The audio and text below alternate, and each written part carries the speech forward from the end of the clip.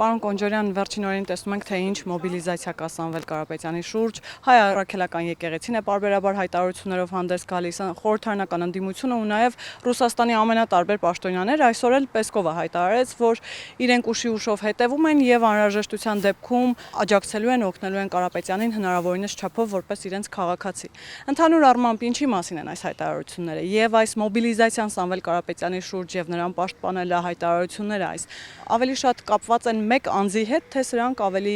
լայն խորը ենթատեքստ ունեն եւ ավելի աշխարհաքաղաքական միտում նաեւ։ Իսկ որ պետությունն է ներկայացնում Սամվել Կարապետյանը։ Հայաստանի Հանրապետությունը թե այլ պետություն։ Այս հարցի պատասխանը հենց որ գտնենք, ամեն շատ ավելի པարզ կլինի, չնայած ես կարծում եմ, որ այս հարցի պատասխանը ակնհայտ է, որովհետեւ պիտի հասկանալ Սամվել Կարապետյանի կենսական շահերի գոտին որ պետությունն է։ Եթե օրինակ Հայաստանի համար վատ լինի, արդյոք Սամվել Կարապետյանի համար նույնքան վատ կլինի, թե կարող է հանկարծ լինի սցենար, որ Հայաստանի համար եթե վատ լինի, Սամվել Կարապետյանի համար ավելի լավ կլինի։ Եվ սա վերաբերում է նաև մյուսներին, օրինակ խորհրդարանական ընդդիմությանը, օրինակ Ռոբերտ Քոչարյանին, որ պետությունն են իրենք ներկայացնում, ոչ թե որ պետության քաղաքացի են, այլ որ պետությունն են իրենք ներկայացնում, որ պետության շահերն են իրենք սպասարկում։ Եթե օրինակ Հայաստանի համար լինի վատ, Հայաստանի ինքնիշխանության համար լինի վատ, արդյոք Ռոբերտ Քոչարյանի համար նույնքան վատ կլինի, թե կարող է հանկարծ Ռոբերտ Քոչարյանի համար ավելի լավ լինել։ Այս հարցերի պատասխանները ես կարծում եմ, որ ակնհայտ է, եւ ակնհայտ է նաեւ նրանով, թե որ պետությունից եւ ովքեր են հանդես գալիս այս մարդկանց շահերի պաշտպանությամբ։ Երբ որ մենք այս ամեն ինչը համադրում ենք, փազլը սիրուն հավաքվում է եւ նկարը ավելի պարզադառնում։ Պարոն Կոնջարյան, Ռոբերտ Քոչարյանից խոսեցիք, չեմ կարող չմեջբերել, որ Քոչարյանն է նաև աջակցություն հայտնել Սամվել Կարապետյանին ու նշել է, որ սա այս օրինակը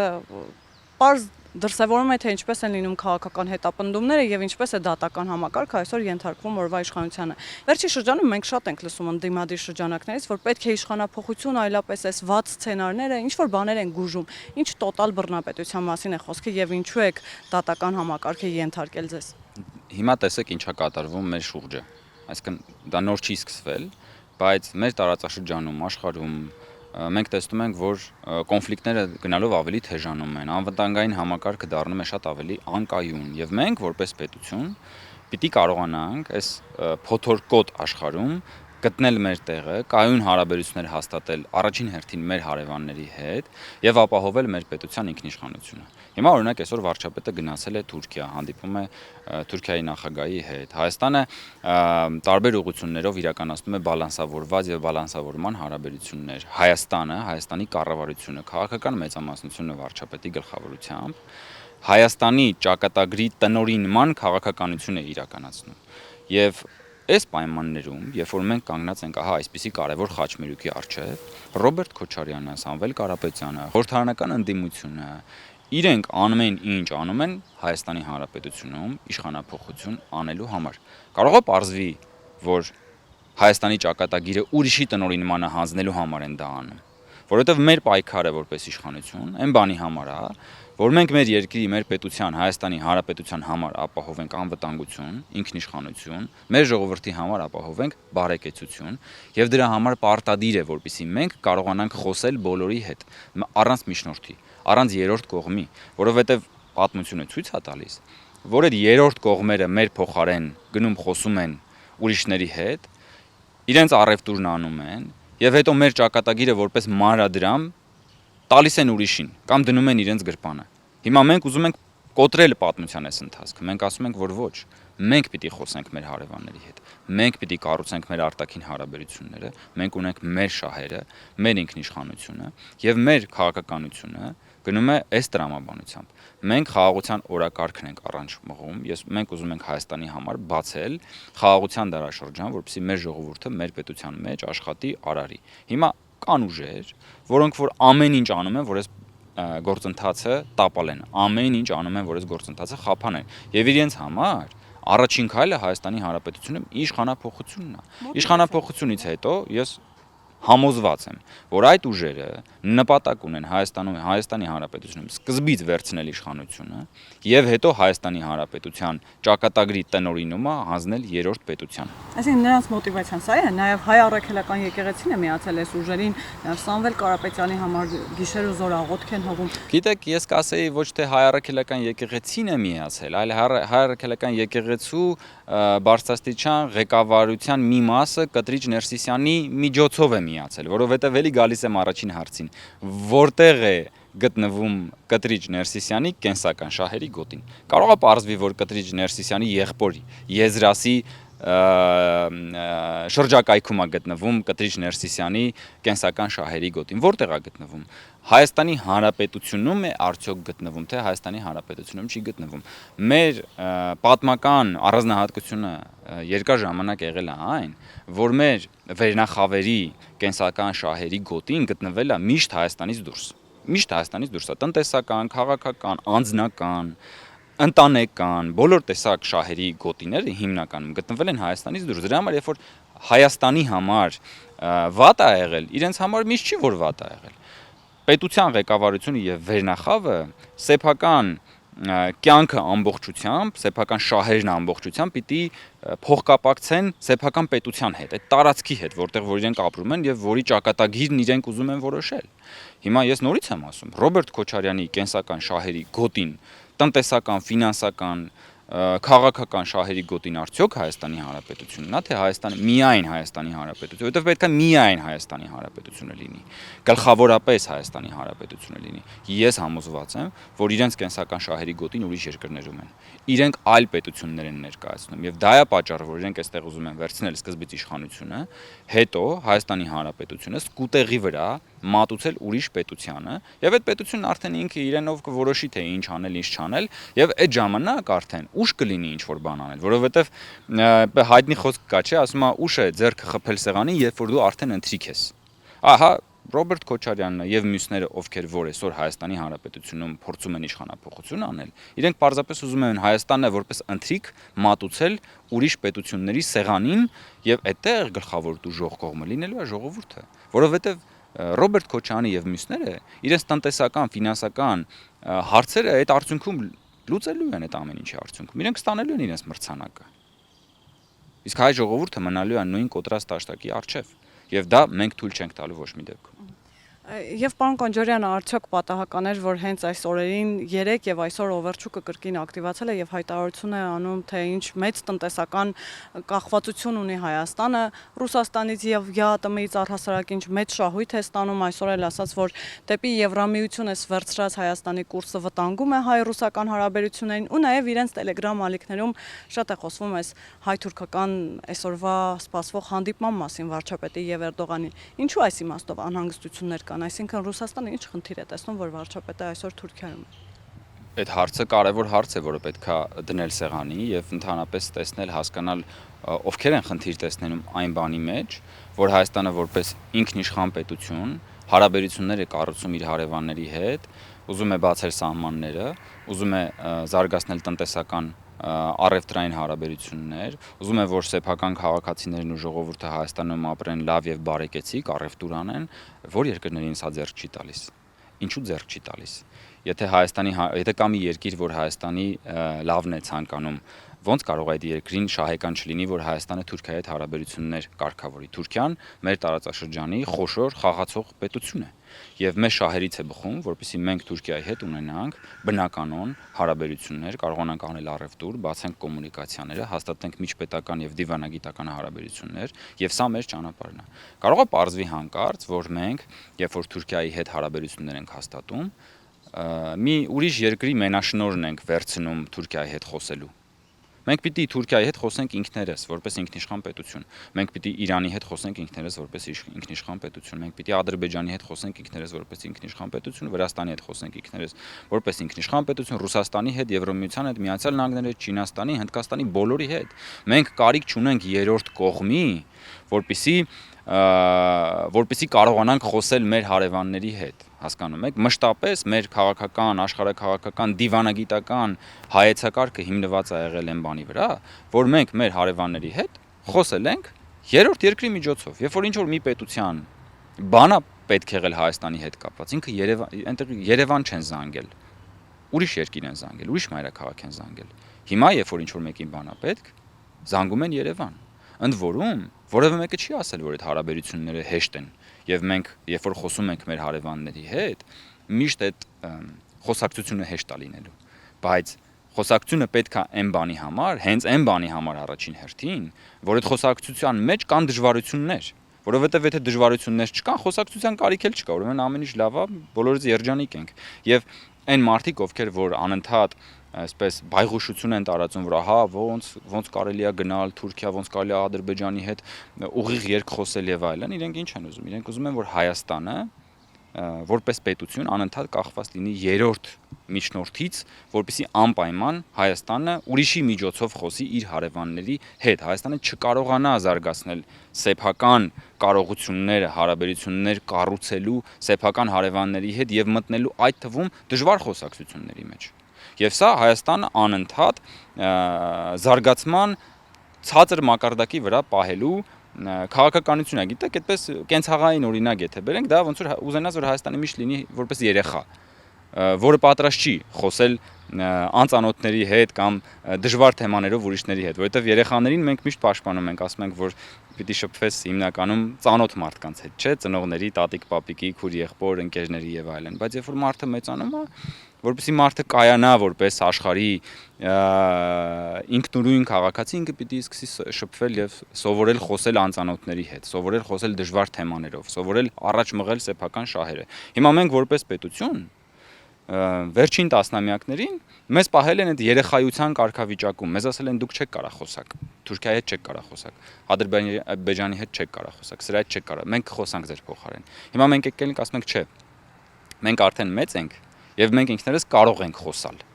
Եվ մենք ուզում ենք մեծանալ, հասունանալ քաղաքականապես, որովհետև մեր պետական ավանդույթը ընդամենը մի քանի տասնամյակ է, երրորդ հանրապետության մասին է խոսքը, եւ մենք պիտի անցնենք այս ճանապարհը։ Եվ նրանք, ովքեր որ չեն ուզում, որ մեր պետությունը քաղաքականապես հասունանա, նրանք ամեն ինչ անում են, որպեսզի մենք չկարողանանք խոսել մեր հարևանների հետ։ Տեսա ձեր հարցի պատասխանը, թե ինչու է Թուրքիա այցը, վարչապետի Թուրքիա այցը, այսքան մեծ անհանգստություն առաջացրել որոշ շրջանակների, բայց այդ թվում նաև մեր խորհրդարանական ընդդիմության Ռոբերտ Քոչարյան, Սերժ Սարգսյան եւ այդ շրջանակի մոտ, բայց նորից եմ ասում, դա միտված է այցը միտված է Հայաստանի Հանրապետության անվտանգության, Հայաստանի Հանրապետության տարածաշրջանում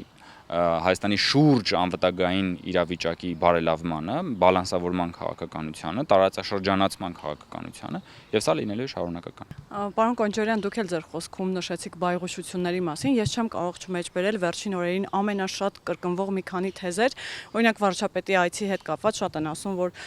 գնում է Թուրքիա հերթական զիջումներին գնալու համար, գնում է Թուրքիա հերթական նախապայմաններ ընդունելու համար, թե Թուրքիայի, թե Ադրբեջանի կողմից, եւ նաեւ հեծի շուրջ ստեղծված այս խոսակցությունները մեկնաբանվում էր այնպես, որ հեծը վերցնում եք Ռուսաստանից, հանձնելու եք Թուրքիային։ Ընդհանուր առմամբ որքան էլ որ հարցը ծիծաղելի է թվում, բայց այս խոսակցությունները ինչ միտում ունեն եւ ամեն դեպքում հասարակության մի զանգված կա, որ մտածում է, որ իրապես հեծը հիմա վերցնում եք Սամվել Կարապետյանից կամ ինչպես մեկնաբանվում է Ռուսաստանից, տալու եք Թուրքիային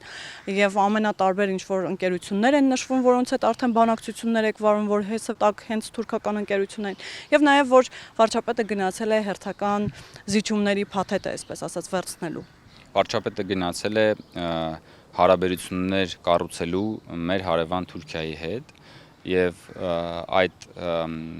քաղաքականության նպատակն այն է, որպեսզի Հայաստանի շուրջ անվտանգային վիճակը բարելավի, սահմանները բացվեն,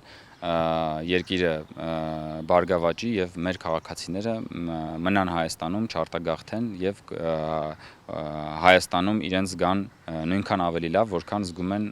ուրիշ երկրներում, որտեղ որ նրանք արտագաղթում են, սա մեկ։ Ինչ վերաբերվում է հեծը տալու թուրքական ընկերության եւ այլն, սա նույն թեզի, նույն գաղափարախոսական թեզերի շարունակությունն է։ Մենք տասնամյակներ, եթե ոչ հարյուրամյակներ, դրսի կենտրոնների կողմից ստեղծված թեզերով ենք ապրել։ Մեզ ասել են, գիտեք ինչ, ուրեմն կա Թուրքիա,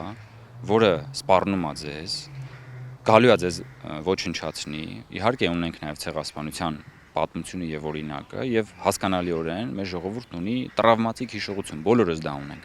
Եվ ահա այս երրորդ երկրները իրենք այդ տրավմայի վրա կառուցել են իրենց կայսերական գաղափարախոսությունը։ Ասել են, եթե չեք ուզում էլի ձեզ ցեղասպանեն, մենք պիտի միշտ ձեզ փրկենք։ Դուք միշտ պիտի փրկության անհրաժեշտության առջև կանգնեցինեք։ Դուք չեք կարող ինքնուրույն հարաբերություններ կառուցել, դրա համար մենք կգանք եւ ձեզ կփրկենք։ Եվ ամեն անգամ, երբ որ այդ փրկության անհրաժեշտությունը ծագել է, հայ ժողովուրդն է այդ փրկության գինը վճարել։ Եվ ամեն անգամ այդ գինը անհամաչափ է եղել այն իրողություններին, որում որ մենք գտնվել ենք։ Եվ ստեղծել են այդպիսի մի կերպար իդեմս Թուրքիայի եւ ցանկացած բան, երբ որ ցանկանում են մթագնել բանականությունը, առողջ քննարկումը, դա կապում են Թուրքիայի հետ, դա կապում են վախի հետ, մարդկանց էմոցիաները կառավարում են, մարդկանց վախը կապիտալիզացնում են քաղաքականության մեջ, որպեսզի մարդիկ չկարողանան վերլուծել, տրամաբանել, ասել լավ, մի րոպե, այս օրինակ ասենք հեծը ինչ գործունեությամբ է զբաղված, ինչն է լավ անում, ինչն է վատ անում եւ մենք ինչ կարող ենք անել, որ այս իրավիճակը կարգավորենք եւ այս խնդիրը լուծենք։ Սա է ամբողջ քաղաքականությունը։ Հայաստանին, հայ ժողովրդին անընդհատ պահել վախի այդ դեմոկլյան սրի ներքո եւ ասել, որ եթե դու աչ անես, ապա քեզ կուտեն, եթե դու ձախ անես, ապա քեզ կուտեն, եթե դու, չգիտեմ, հարավ գնաս, ապա քեզ կուտեն, եթե դու հյուսիս գնաս, ապա դու կփրկվես օրինակի համար։ Պարոն Կոնջարյան, քանի որ գիտենք, որ երեք Թուրքիայում էր նաև այցով Ադրբեջանի նախագահը, այս իմաստով ինչ որ բան սպասել Թուրքիա այցից վարչապետի հայ-ադրբեջանական հարաբերությունների եւ խաղաղության պայմանագրի համատեքստում եւ նաեւ կուզենամ մեկնաբանեք այն, թե ինչու յուրաքանչյուր բանակցությունից առաջ Ադրբեջանը որպես կանոն սկսում է սահմանին ինչ որ կրակոց արձակել, պատերազմի իմիտացիա ստեղծել, սա նաև ինչ միտում ունի։ Գիտեք, ես նախ կարծում եմ, որ պետք է ավելի շատ վարչապետի այցին նայել մեր երկկողմ հարաբերությունների համատեքստում, որովհետև մենք հիմա վերջին շրջանում Թուրքիայի հետ ունենք բավական դինամիկ կարգավորման գործընթաց եւ մի շարք հարցերի շուրջ կարծում եմ, որ մենք ունենք ընդհանուր ըմբռնում, բայց միևնույն ժամանակ ցավոք սրտի դեռևս այն պայմանավորվածությունները, որոնք որ մենք ձեռք ենք բերել, դեռևս իրագործված չեն եւ ես հուսով եմ, որ վարչապետի այցի արդյունքում մենք ունենանք այդ պայմանավորվածություններից որոշների առնվազն ի կատարածմանը ուղղված կոնկրետ պայմանավորվածություններ։ Սա դժվար աշխատանք է, ժամանակատար աշխատանք է, այս գործընթացում միշտ լինելու են խանգարող կողմեր։ Միշտ պետքա նայել, էլի եմ ասում, պետքա նայել, որ երկրներին ձեռք չի տալիս, որպեսզի Հայաստանը Թուրքիայի հետ հարաբերությունները կարգավորի։ Որ երկրներին դուրս չի գալիս, մեկ պետքա պատասխանել այդ հարցին, երկրորդը պետքա պատասխանել այն հարցին, թե Հայաստանում որ շրջանակներին ձեռք չի տալիս, որպեսզի Հայաստանը հարաբերությունները կարգավորի Թուրքիայի հետ։ Ու մենք կտեսնենք, որ այդ երկրները եւ այդ շրջանակները նույնն են, իրենց շահերը նույնն են, նույն մարդիկ, ովքեր Հայաստանում դեմ են Թուրքիայի հետ հարաբերությունների կարգավորմանը, իրենց բառապաշարը, իրենց խոսույթը նույնական է այն երկրների հետ, որոնք եւս դեմ են Թուրքիայի հետ մեր հարաբերությունների կարգավորմանը։ Իսկ ինչու են դեմ Թուրքիայի հետ մեր հարաբերությունների կարգավորմանը, որովհետեւ Հայաստանի եւ Թուրքիայի հետ հարաբերությունների կարգավորման արդյունքում Հայաստանի համար լավ է լինելու։ Սահմանները բացվելու են, Հայաստանը ունենալու է հավելյալ կոմունիկացիոն այլընտրանքներ, Հայաստանը կարողանալու է իր քաղաքականությունները դիվերսիֆիկացնել, ձվերը տարբեր զամբյուղներից մի զամբյուղից վերցնել տարբեր զամբյուղներում դնել։ Հայաստանի համար նոր, այսպես պատուհան է բացվելու, շնչելու օդ է հավելյալ Հայաստանը ունենալու, այս ամեն ինչը բնականաբար կոնկրետ երկրների ձեռք չի տալի եւ կոնկրետ շրջանակների ձեռք չի տալիս։ Հիմա մենք որպես պետություն, որպես հանրություն պիտի չշարժվենք էմոցիաներով։ Մենք պիտի հասկանանք, որտեղ են մեզ ուզում մոլորեցնել, որտեղ են աշխատում մեր վախերի վրա, որտեղ են աշխատում մեր տաբուների եւ ստերեոտիպերի վրա, որովհետեւ անազնիվ են բոլոր այն մարդիկ, այն գործիչները, այն շրջանակները, ովքեր որ որևէ քայլի նկատմամբ ժողովրդի վերաբերմունքը փոխելու համար դիմում են ժողովրդի վախերի վրա, իրենք այսպես այդ բաներին են, սեղմում են այդ կնոպկաներին, հա, վախի կոճակներին են սեղմում, որովհետև մարդիկ վախենան ու չկարողանան ուղղակի ռացիոնալ դատողությամբ գնահատել այս կամ այն բանը, բայց ես նորից եմ ուզում ասել։ Մենք պիտի մեր ճակատագրի տնօրինումը վերցնենք մեր ձեռքերում։ Տասնամյակներ եւ հարյուրամյակներ, տարբեր կենտրոններ մեր ճակատագրի տնօրինումը պահել են իրենց ձեռքում, պահել են սեփական գրպանի մեջ։ Մեր ճակատագրի հաշվին առևտուր են արել այլ երկրների հետ, հետո երբ որ իրենց առևտուրն ավարտել են, Հայաստանին որպես մանրադրամ վերադարձրել են կամ բաժանել են իրար մեջ։ Մենք որպես ինքնիշխան պետություն հիմա պիտի ասենք, որ չէ, մենք ենք մեր ճակատագրի տնօրինողը։ մենք ենք խոսում մեր հարևանների հետ եւ մենք չունենք երրորդ կողմերի կարիք։ Ցավոք սրտի մենք տեսնում ենք, որ այսօր խորհրդարանական ընդդիմությունը Ռոբերտ Քոչյանը, Սերժ Սարգսյանը եւ որոշ ուժեր ավելի շատ ներկայացնում են այն պետությունների շահերը, որոնք ուզում են մեր ճակատագրի տնօրինումը խլել մեր ձեռքից, քան թե մեր պետության շահերը, մեր ժողովրդի շահերը, որը միտված է մեր պետության բարեկեցությանը։ Պարոն Կոնջորյան, վերադառնանք կրկին Սամվել Կարապետյանի հայտարարություններին եւ ձերբակալությանը, ինչ որ զանգված կա, ասում է, այս մի անմեղ հայտարարության տակ դուք եք ինչ մեղադրանք եք տեսել, որ ձերբակալել եք Սամվել Կարապետյանին, մարդն ընդհանրապես ասել է, մեր ձևերով հարցը կլուծենք, դուք չեք պարզաբանել, նախ թե մեր ձևերը ինչ է նշանակում, դա կարող է օրինակ նշանակել աղոտ քանել, մոմ վառել, եւ այս դեպքում արդյոք հարց չի առաջանում, թե օրինակ ինչու նույն Հրանտ Մարգարյանը, որ մի ամիս առաջ ասում էր, որ հոկտեմբերի 27-ը պորտկում է եւ դա կարող է կրկնվել, եւ օրինակ որոշ հոգեվորականներ, այդ թվում նաեւ Աջապահյանը, որ ռազմական հեղաշրջման փորձ էր գուժում, պատժված չի։ Այսինքն այս դեպքում նաև հարցեր կա, թե ինչու Սամվել Կարապետյանի ճակերտավոր ասված անմեղ հայտարարությունը գրգռեց իշխանությանը եւ դուք գնացիք նրա հետևից, իսկ որոշ դեպքերում օրինակ Աղվան Վարդանյանն էլ այսօր հայտարարում էր, որ վարչապետը իրեն պահում է Սահակաշվիլիի նման եւ նրա վերջը պիտի լինի Սահակաշվիլիի նման։ Այս հայտարարությունների հետևից պետք չի գնալ։ Դե օրինակ նույն Աղվան Վարդանյանը, որը նման ցնդաբանություններ է խոսում, ինքը Սամվել Կարապետյանի տանն էր, եթե հիշում եք այդ օրը։ Այսինքն իրենց մեթոդաբանությունը պետք է հասկանալ, որ նույնն է, երբ որ Սամվել Կարապետյանն ասում է իրենց ձևերով, ինքը նկատի ունի նաև իրենց ասելով նաև նկատի ունի օրինակ Աղվան Վարդանյանի ձևերով, իրենց կուսակցության, դաշնակցության ձևերով, չէ՞ որ դաշնակցությունը տվել է այնպիսի գործիչներ, այս ճակերտավոր, ինչպես օրինակ Նաիրի Հունանյանը, չէ՞ որ դաշնակցության քաղաքական առաջնորդը Ռոբերտ Քոչյանն էր, որի թիկնապահները զուգանում մարդ ծեծելով սպանում էին, որի օրոք տասնյակ քաղաքական սպանություններ են։ Իրենց ձևերը դա է։ Ու երբ որ ասում է մեր ձևերով, հետո այդ մերոնք հավաքվում են իրար տանդիմաց, դու հասկանում ես իրենց ձևերը որն է։ Եթե իրենց ձևերը ուրիշ էր, եթե իրենք ավելի շատ եթե ինքը նկատի ուներ ավելի շատ հաշտեցման մասին էր խոսում, որովհետև ես իմացա, որ փաստաբանն ասել էր հաշտեցում եւ այլն։ Գիտեք, դրա մասին խոսելու լավագույն առիթն այն ժամանակ էր, երբ որ Սամվել Կարապետյանը իր տանից դուրս եկավ եւ պիտի իրավապահների հետ գնար, ինքը պիտի ասեր ես հաշտեցման կոչ եմ արել։ Իսկ ինքը ինչ ասեց, ինքը ասեց ես թքած ունեմ իրանց վրա էլ, հեծի վրա էլ։ Եվ դա բոլորովին հաշտեցման տրամաբանության մեջ չի։ Եվ դրանից հետո նոր փաստաբաններն ասում են, չէ, ինքը նկատի է ունեցել հաշտեցում, բայց միջև այդ ինքը արդեն առիթ ուներ, չէ, լրագրողների հետ խոսելիս ասել ժողովուրդ ջան, ես նկատի եմ ունեցել հաշտեցում։ Չնայած այդ բառապաշարը, այդ խմբակը եւ այլն, բոլորովին հաշտեցման տրամաբանության մեջ չի։ Եվ օրինակ, եթե Սամվել Կարապետյանը որոշի Ռուսաստանում հաշտեցնել, օրինակ, կառավարությանը, երկրի ղեկավարությանը մեկ ուրիշի հետ, ինքը դիմելով Ռուսաստանի իշխանություններին կասի այս փոքրիկ խմբակը, չի ասի, չէ՞։ Եվ մեկ հարց էլ Կտրիչ Ներսիսյանի հետ կապված, այ բարբերաբար մենք տեսնում ենք տևական ժամանակ է, որ վարչապետը հրապարակումներ է անում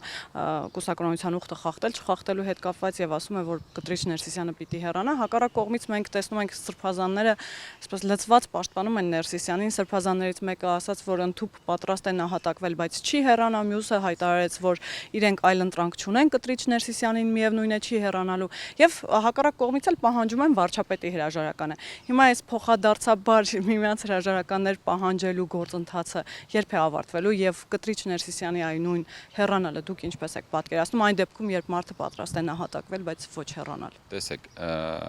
Կտրիչ Ներսիսյանը խախտել է եկեղեցու սահմանադրությունը եւ Կտրիչ Ներսիսյանը լեգիտիմ կաթողիկոս չէ։ Հայաստանի Հանրապետության վարչապետ Նիկոլ Փաշինյանը ընտրվել է Հայաստանի Հանրապետության ժողովրդի կողմից 2021 թվականի եւ նա լեգիտիմ վարչապետ է։ Տարբերությունը սա է, իրենք ինչքան էլ ուզում են պահանջեն Հայաստանի Հանրապետության սահմանադրության եւ օրենքների համաձայն վարչապետը լեգիտիմ վարչապետ է։ Կտրիչ Ներսիսյանը լեգիտիմ կաթողիկոս չէ, որովհետեւ նա խախտել է կուսակրոնության ուխտը եւ միջև այս պահը նա հրաժարվում է ասել հիմա ինքը զավակ ունի թե չունի։ Ավելին սրբազանները, որոնք որ պաշտպանում են Կտրիչ Ներսիսյանին, հիմնավորում եւ արդարացնում են, հա դե լավ ինչ կա, որ կուսակրոնության ուխտի խախտման մեջ դուք կարաք մի ամիս առանց կնոջ դիմանալ։ Սա այսինքն մենք պիտի այս պահին արդեն արձանագրենք, որ եկեղեցու բարձրաստիճան ղեկավարությունը հաստատել է այն փաստը, որ կուսակրոնությունը խախտված է եւ դա նորմալ է եւ սրբապղծությունը նորմալ է եւ դա համարվում է կանոն։ Եթե այդպես է, դա նշանակում է, որ բոլոր այն իսկապես հավատացյալ բարեպաշտ եկեղեցականները, որոնք որ հավատում են եւ հավատարիմ են սեփական ուխտին, նախ եւ առաջ իրենք պիտի մտածեն, սա ինչի մասին է խոսում եւ արդյոք Կտրիչ Ներսիսյանը, Աջապահյանը, Բագրատ Գալստանյանը եւ մյուսները, որոնք որ այդ սրբապղծության մեղսակիցներն են, իրավունք ունեն իրենց այդ առաքինի հոգեվորականներին կարգադրություններ անելու, չգիտեմ, առաջնորդելու, ղեկավարելու եւ այլն, ունեն թե չունեն։ Այն որ ժողովրդի մոտ Կտրիչ Ներսիսյանը այլևս չունի հոգևոր առաջնորդի իր կարգավիճակը եւ կորցրել է լեգիտիմությունը, դա փաստ է։ Եթե անգամ ինքը դա հիմա գուցե չի զգում, որովհետեւ օրինակ կարող է իրանք պղպջակի մեջ են ապրում, որովհետեւ նույն մարդկան շրջանակը նույն բանն է ասում, դա դեռ չի նշանակում, որ իրականությունը այդպեսին չի։ Եվ որքան շուտ իրենք հաշտվեն այս իրողության հետ, այնքան ավելի շուտ հնարավորություն կունենան առողջացնելու եկեղեցին, որովհետև այսօր եկեղեցու առողջացման առաջին քայլը պիտի անի Կտրիչ Ներսիսյանը, ազատելով վեհարանը եւ հնարավորություն տալով, որպեսզի եկեղեցին առողջանա։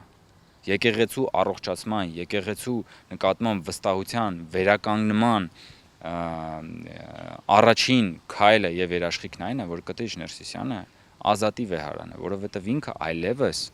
չունի այն լեգիտիմությունը, որն ունեցել է։ Եվ որքան էլ որ, այսինքն դա բարձր չէ, դա չափելի չի, սոցիալական հարցումներով կամ ընտրությամբ չի դա տեղի ունենում։ Ժողովուրդը չի գնում ընտրում կաթողիկոսին, որպեսզի քվեներով դա հաստատվի, բայց ակնհայտ է, որ դա մի իրողություն է, որի հետ նրանք չեն կարող հաշվի չնստել։ Եվ պարոն Կոնջորյան, ամփոփեմ, ինչքան նման գործողություններ են տեղի ունենում, ինչ որ մեկը ձերբակալվում է, ընդդիմությունը ասում են, որ դուք քաղաքական հետապնդումների եք ենթարկում, միտում ունեք լռեցնել ընդդիմությանը, որոնք պայքարում են արժեքների համար, ճակերտավոր ասած։ Եվ նաև հիմա դրա մասին է խոսում Մայր Աթոռի որոշ սպասավորներ, ասում են, որ դուք այս եղանակով փորձում եք լռեցնել որոշ հոգևորականների, փորձում եք այս կոմպրոմատները օգտագործել իրենց դեմ, որպեսզի իրենք լռեն, իրենք չպայքարեն արցախցիների իրավունքի համար կամ, չգիտեմ, ազգային արժեքների համար։ Հիմա ինչու եք փորձում լռեցնել այս մարդկանց եւ ինչու եք հետապնդում, քաղաքական հետապնդումները ինչ միտում ունեն։ Հայաստանի Հանրապետությունը այս տարի մամուլի ազատությամբ աշխարհում 34-րդ տեղն է։ Վերջակետ։ Սա լռեցնելու մասին, այսինքն մենք չենք կարող լռեցնել որևէ մեկին այն ժամանակ, երբ որ Հայաստանը նույնիսկ Եվրոպական միության որոշ երկրներից առաջ է մամուլի ազատությամբ աշխարհում, որովհետև երբ որ դու ուզում ես ինչ-որ մեկին լռեցնես, դու քո մամուլը լինում է ոչ ազատ, քո մամուլը լինում է ռեպրեսիվ, մարդիկ չեն կարողանում իրենց կարծիքը հայտնել։ Այսօր Հայաստանի Հանրապետությունում մամուլի 80%-ը գտնվում է ընդդիմության ձեռքում։ Այսօր եկեք նայենք, թե քանի հատ լրատվամիջոց է գնում եւ լուսաբանում նույն Կտրիչ Ներսիսյանին, քանի մամուլի միջոց են լուսաբանում նույն ընդդիմադիր տերտերներին, որոնք որ մտել են այսպես ոտքից գլուխ խրվել են քաղաքականության մեջ, անում են քաղաքական հայտարարություններ, մոռացել են սեփական ուխտը եւ զբաղված են բոլորովին ուրիշ բաներով։ Ոնց կարող ենք մենք փորձել իրենց այդ ձևով լռեցնել։ Մենք Հայաստանում այսօր բոլոր ունեն ազատ խոսելու հնարավորություն։ Այսօր մարդիկ ավելի շատ բողոքում են ոչ թե նրանից, որ լռեցված են, այլ որ չլռեցված են։ Այսօր շատ մարդիկ մեզ քննադատում են, ասում են, ով ինչ ուզում խոսում է։ Ատելության խոսքից են բողոքում, այդ գզվրտոցից են բողոքում, բայց դա էլ գիտեք մեր այսօրվա ընթացքի մեր պետության հասունացման կարևոր ճանապարհներից մեկն է։ Մենք մշտապես հենց ապրել ենք այդպիսի միջավայրում, որտեղ որ եղել է մի երկու հատ արդեն նախապես գծված ճշմարտություն, գրված ճշմարտություն, այդ ճշմարտությունները չեն գրվել նորից Հայաստանում, ուրիշ կենտրոններում գրվել են այդ ճշմարտությունները, մատուցվել են Հայաստանին, ասել են սենց է, դուք սենց պետք է ապրեք։ Եվ Հայաստանի ժողովուրդը չի ունեցել հնարավորություն, որպեսզի քննարկի, քննադատի, վիճարկի այդ ճշմարտությունները, ասի չէ, ես սենց եմ ուզում ապրել։ Այսօր մենք այդ հնարավորությունը ունենք։ Այսօր մեզ քննադատում են, թե խի է այսքան շատ քննարկում, խի է այսքան շատ բանավեճ, խի է այսքան թեժ քաղաքական համակարգը, խորհրդարանը, եւ սա նորմալ է, ժողովրդավարության կանոնն է, որովհետեւ ժողովրդավարությունը աղմկոտ քաղաքական համակարգ է, բռնապետությունը լուր քաղաքական համակարգ է։ Մենք չենք կարող վերադառնալ բռնապետությանը այն բանի համար, որ մեր նյարդերն ավելի հանգիստ լինեն։ Մենք պետք է ընտրենք։ Կամ պիտի մեր նյարդերը լինեն մի քիչ անհանգիստ, բայց մենք ունենանք ժողովրդավարություն, ունենանք քննարկում, կարողանանք լսել տարբերվող կարծիքներ, նույնիսկ կարողանանք լսել հակապետական կարծիքներ եւ ճանաչել թե ովքեր են ներկայացնում այլ պետության շահերը,